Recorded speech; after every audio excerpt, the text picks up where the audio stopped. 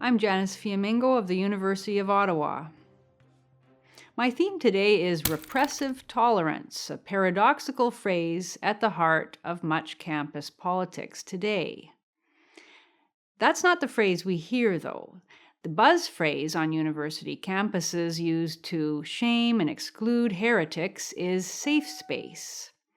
Whether protesting an abortion debate, an anti-feminist talk, or any discussion of race or Islam that doesn't toe the politically correct line, students and the administrators who kowtow to them evoke the ideal of the university as a safe space for marginalized students. In other words, a place where ideas that are hateful or intolerant or disturbing to the so-called marginalized are prohibited. Note that rider about marginalized students. There's no attempt to make the campus an intellectually safe space for all. If you're disturbed by the killing of unborn children, if you object to gay marriage, or if you love the Jewish state of Israel, university campuses are inevitably going to be uncomfortable places for you, and nobody in the higher echelons cares at all.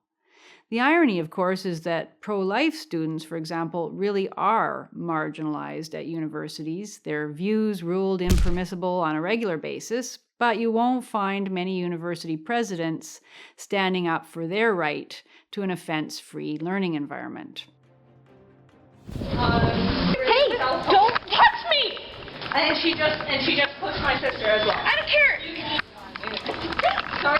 You're gonna hurt yourself. Don't touch me. Please go with. Don't take me. Okay, Trent, stop it.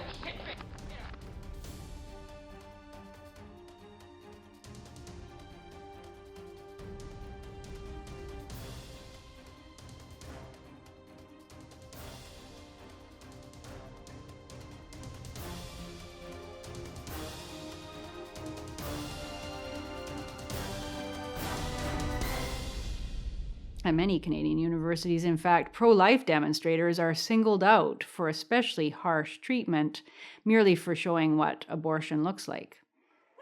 Anyone who has spoken to the self-designated guardians of morality amidst the student body knows that the fight about safe spaces isn't really about safety at all, but about power.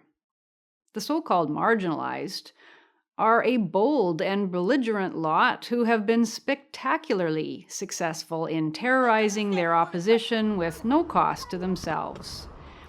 They regularly deface public property, prevent others from assembling, shout, harass, scream obscenities, and generally make a public nuisance of themselves, and in return are treated with kid gloves by campus security and university leaders who dare not even condemn their uncivil and often illegal behavior.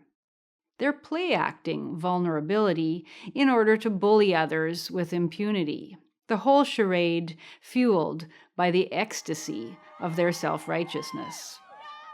And they are following a time-honored script, authored by that guru of the Frankfurt School, Herbert Marcuse, whose essay, Repressive Tolerance, should be required reading for anyone attempting to understand campus politics today. What campus feminists and other radicals learned from Marcuse was to pay lip service to tolerance for the oppressed, that is, while working actively to make sure that their ideological opponents are not tolerated at all. And this makes sense, after all. If you believe that you have the absolute truth and that your enemies are completely wrong, and that you live in a society of massive injustice, well, in that case, there's no good in tolerating error. It merely leads to more error and more mass injustice. The enemies must be liberated from their error and their damaging preconceptions. The damaging ideas need to be wiped out. Thus, it doesn't help to point out to these radicals that they are inhibiting freedom of expression. You see, they don't care, because freedom of expression is not a good for the feminists and their cultural Marxist allies. Power is the good, when it is in their hands, the power to suppress wrong ideas and to re-educate the masses. We invite you to educate yourself. So I just wanted to listen to him. Go on Google. I just wanted to see who this guy is and what he's talking about. But now I can't get in. 2 of my friends committed suicide, and I want the peace of understanding why that happened. What I have to ask on that, and I'll ask you, is why this space to talk about that? Feminism, for example, offers lots of spaces to talk about mental health issues, talk about depression, both in men, women, and people who don't identify within the binary. It's not particularly shocking that young people, revolutionary students, get a big rush out of censoring others. Most of us would agree that there is in many of us that totalitarian desire to outlaw those we don't like. The mature among us recognize that it's a desire that should be resisted. That Puritan longing to burn heretics has always been most evident in the young. But what about the university administrators? Why can't they stand up to students, the student thought police, and say to them, this campus is not about safety, it's about learning. Deal with your issues elsewhere and come here ready to engage in intellectual combat. They should, but they can't. They can't because many of them are, it has to be said, moral cowards, and because at some level they believe in the students' rhetoric about social justice.